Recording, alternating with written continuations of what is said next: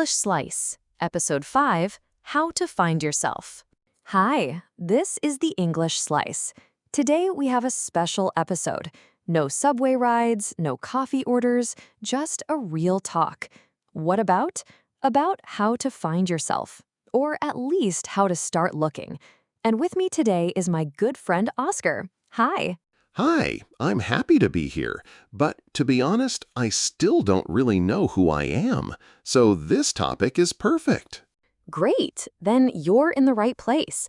Tell me, have you ever felt like everyone else already knows what to do with their life and you don't? Oh yes, sometimes it feels like everyone has already found their thing, their dream job or passion, but I'm always trying new roles.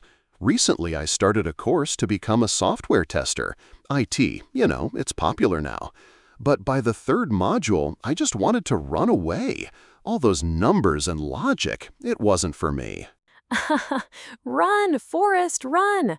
But seriously, I understand. I used to think finding yourself is like finding a magic key. But now, I think it's more like a long path. You try something, maybe finish it, and still realize it's not yours. And that's okay. Exactly.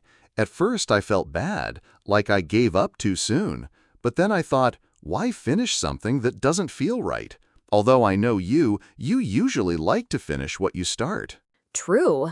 I've learned I need to go all the way to the end, even if the end is just saying, okay, I tried, it's not for me.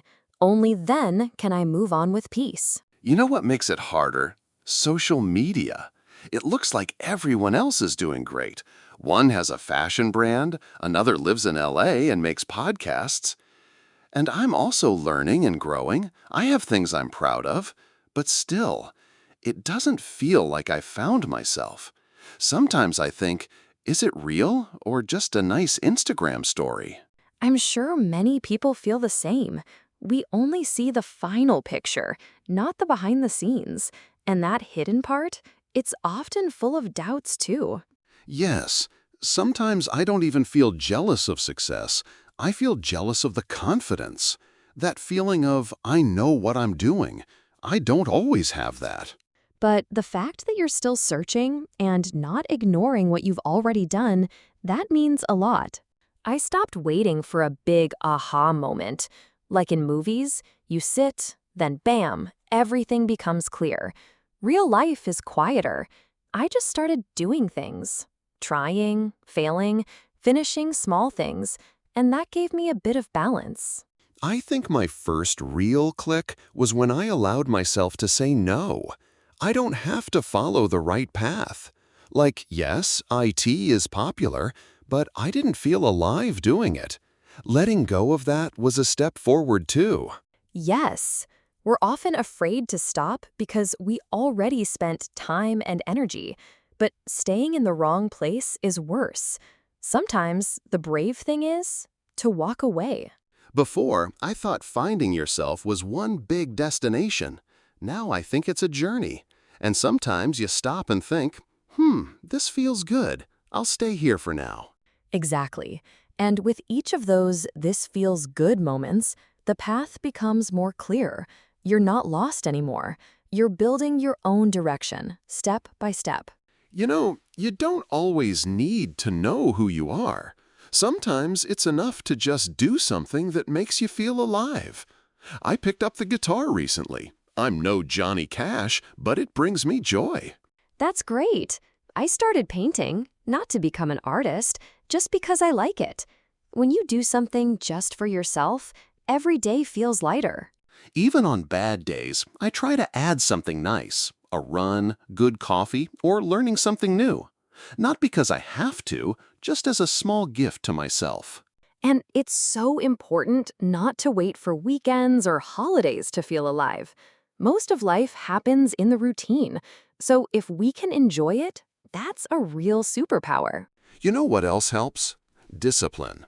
Not strict rules, but a little structure. A small list of tasks for the day, and suddenly you feel like you're moving forward. I do the same. I don't try to do everything, but I do the important things. And then I can rest with no guilt, because I already did a lot.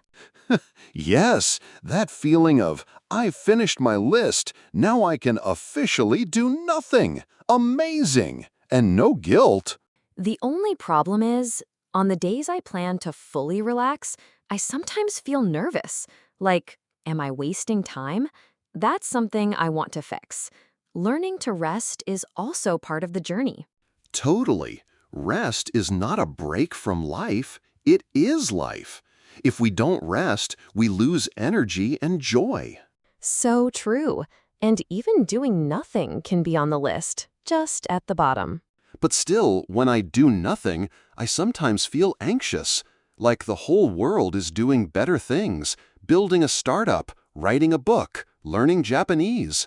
Oh, yes, that's social media. You check the weather, and 2 minutes later, you feel like a loser because you're just eating toast. And not even gluten-free. Disaster. I used to feel that too. Sometimes I got so anxious, I went to therapy, and it really helped. At some points, I even took medicine, and that was the right decision. Same here. Now I try to stay in the moment. Smell the coffee, taste the food, look out the window. Slowly. That works for me when I paint. No pressure, just colors, a brush, and quiet time. It really helps. For me, it's the guitar. Not to practice, just to play a little. 15 minutes and the stress goes down. I also started doing a social media detox. Just 1 day a week with no Instagram, no TikTok. Only me and real life. I watched a film called Perfect Days about a man in Japan who cleans public toilets. He lives very simply, but beautifully. He listens to cassettes, drinks coffee from machines, reads in the park. Yes, I saw it too, and it made me want to live a real day, not a perfect day, just honest. Right. The more quiet moments we give ourselves, the less stress we feel. We stop comparing. We just live. And that is also part of the path. Through pauses, through little joys, through everything that doesn't shout. You know what also helps when I'm overthinking? A short run. Even 15 minutes outside, and I feel fresh again. With good music in your ears? Even better. I prefer table tennis. It's fun and active, and you need to think fast. Perfect for clearing your head. Yoga too. Sometimes I just roll out my mat at home, stretch, breathe, and feel more calm. The gym is fine, but I like gentle movement more. In the end, it's all about finding what works for you. Just something to remind you, hey, you're here, you're alive, and you're doing fine. So, that was our little conversation today about finding yourself, staying sane, and enjoying life. Even if you haven't written a book, found your dream job, or launched a startup yet. Try things, pause sometimes, and treat yourself, even if it's just with a cup of coffee or a new guitar chord. Oh, and stop comparing, because your story is yours. Thank you for listening to this special episode of The English Slice. Today's slice was a bit bigger, but we really wanted to talk about this. Hope you liked it. See you in the next episode. Take care.